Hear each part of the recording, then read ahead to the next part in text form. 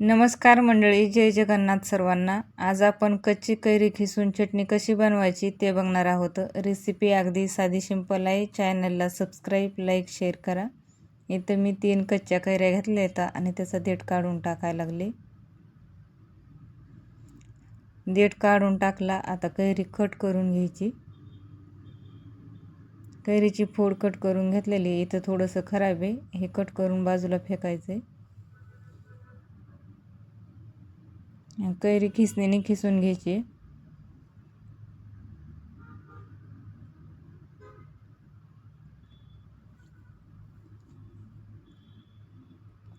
अशा पद्धतीने कैरीचा खिस पाडून घेतलाय। सगळ्या कैऱ्या खिसून घेतल्या। तर इथं मिक्सरच्या भांड्यामध्ये लाल हिरव्या मिरच्या आहेत, 1 चमचा भरून मीठ आहे, अर्धा चमचा जिरे, हे मिक्सरला फिरून घ्यायचे।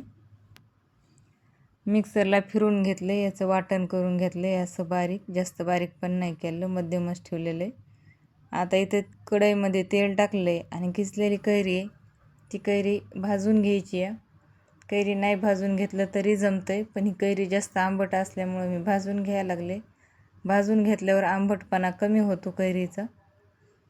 2च मिनटं भाजून घ्यायचं। जास्त जर भाजली तर पातळ चिकल होते ह्याचा, म्हणून जास्त वेळ नाही भाजीत बसायचं। 2 मिनटंच भाजायची कैरी, फक्त कमी गॅसवर।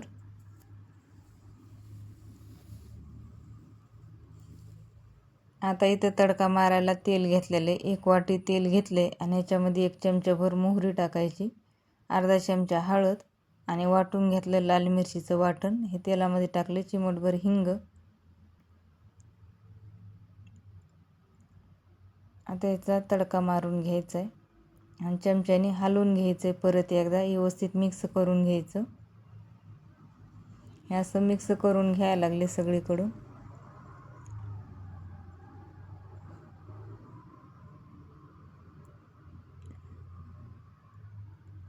खूपच छान दिसायला लागलाय कलर। तर